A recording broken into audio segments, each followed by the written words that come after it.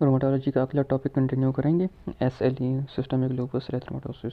SLE और drug induced lupus में फ़र्क है। Drug induced lupus next video में डिस्कस होगा। एसएलई एक सिस्टमिक डिजीज़ है जिसमें मल्टीपल ऑर्गन्स डैमेज होते हैं by antibodies in immune complexes. Cause इसकी अननोन है and mostly 90% of time involves women. It is an auto immune condition और जो एक ही एनवायरमेंटल फैक्टर इसके साथ रिलेटेड है वो अल्ट्रावायलेट बी लाइट है, जिसकी वजह से इसके फ्लेयर्स रिजल्ट करते हैं। क्लिनिकली एसएलई का पेशेंट कैसे प्रेजेंट करेगा? एक करेक्टरिस्टिक मेलर रेश होगा, बटरफ्लाई शेप रेश होता है और ये सनलाइट एक्सपोजर के साथ फ्लेयर करता है और इंटेंस हो जाता है। दूसरा डिस्कॉइड रेश है। ये एक डिस्क की तरह सर्कुलर रेश होता है, रेस्ड बॉर्डर्स होते हैं और मोस्टली स्काल्प और फेस को इन्वॉल्व करता है। जैसा पिक्चर में नज़र आ रहा है, इसके सेंटर में एट्रोफी हो जाती है और एक परमानेंट स्कार क्रिएट करता है, सो एक परमानेंट डिसफिगरिंग कॉज कर सकता है ये। एसएलई में फोटो सेंसिटिविटी या सन एलर्जी भी हो सकती है जिसमें एक्सपोज्ड पार्ट्स इन्वॉल्व होते हैं। इसके अलावा ओरल अल्सर हो सकते हैं जो कि पेनलेस होंगे। आर्थराइटिस हो सकती हैं जिसकी पॉली आर्टिकुलर और सिमेट्रिकल इन्वॉल्वमेंट होगी। सीरोसिस इन्वॉल्व कर सकते हैं। प्लूराइटिस या पेरिकार्डाइटिस हो सकता है। एसएलई में वेरियस ऑर्गन इन्वॉल्व कर सकते हैं, फॉर एग्जांपल लूपस नेफ्राइटिस, और ये सबसे ज़्यादा डिसेबिलिटी कॉज करने वाली कंडीशन है। पेशेंट को प्रोटीनोरिया हो सकता है, साथ में रीनल फेलियर की भी चांसेस हैं और अगर किसी पेशेंट में ऐसे सिम्टम्स हो तो फ़ौरन रीनल बायोप्सी करनी चाहिए even before the treatment. Haematological disorders हो सकते हैं such as haemolytic anaemia, leukopenia, thrombocytopenia. All this condition are autoimmune in nature. CNS की इन्वॉल्वमेंट हो सकती है। पेशेंट प्रेजेंट कर सकता है चेंज ऑफ पर्सनैलिटी के साथ, साइकोसिस हो सकती है, सीजर के साथ पेशेंट प्रेजेंट कर सकता है, पैरालिसिस हो सकती है या एफेजिया। एसएलई का पेशेंट तो क्लिनिकल फीचर्स पे ही डायग्नोज हो जाता है।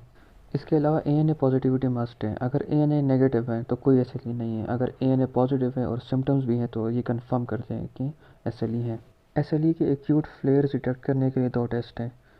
फर्स्ट नंबर पे कॉम्प्लीमेंट लेवल जो कि डिक्रीज़ करता है, C3 और C4 का लेवल कम हो जाता है, और second anti double standard DNA antibodies की अमाउंट ज़्यादा हो जाती है। अब आते हैं इसके ट्रीटमेंट पे। सबसे पहली ड्रग जो ऐसे पेशेंट को देते हैं वो एनसेड्स है to treat the arthritis and pleuritis. Corticosteroids use करते हैं सिवियर या फ्लेयर की कंडीशन में। क्रीम्स यूज़ कर सकते हैं या ओरली भी। क्रीम्स तब यूज़ करेंगे जब ओनली स्किन इन्वॉल्वमेंट है, और अगर आर्थराइटिस भी है तो साथ में ओरल कॉर्टिकोस्टेरॉइड्स यूज़ करेंगे। Anti malaria drugs such as hydroxychloroquine can also be used. If symptoms are severe, cytotoxic drugs are also used.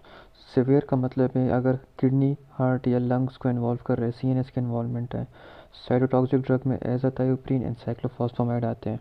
एक और ड्रग है specific for lupus nephritis, mycophenolate. And last पे बेलीमुमाब जो कि B cell की activation को inhibit करता है। और इन सब चीज़ों से ज़रूरी है protective covering, wear protective clothing, sunglasses and sunscreen when in the sun.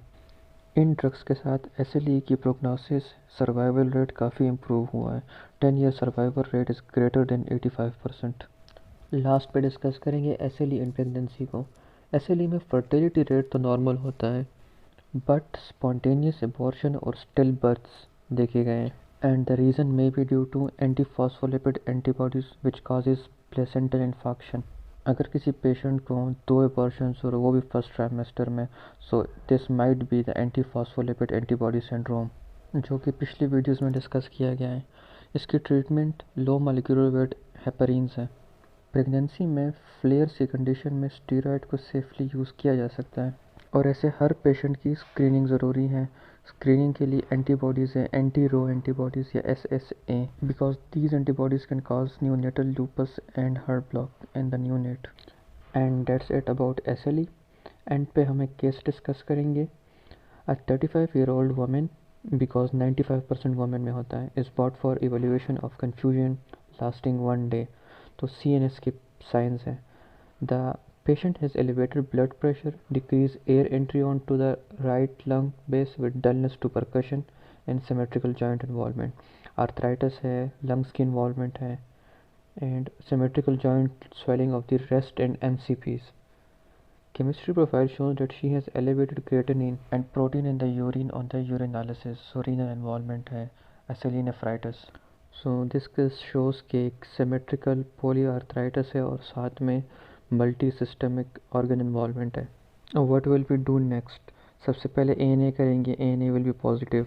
Loops nephritis भी लग रहा है तो रीनल बायोप्सी करेंगे और उसके बाद ट्रीटमेंट शुरू करेंगे। NSAIDs, corticosteroids, anti malarial, cytotoxic drug, mycophenolate and बेलीमोवाब।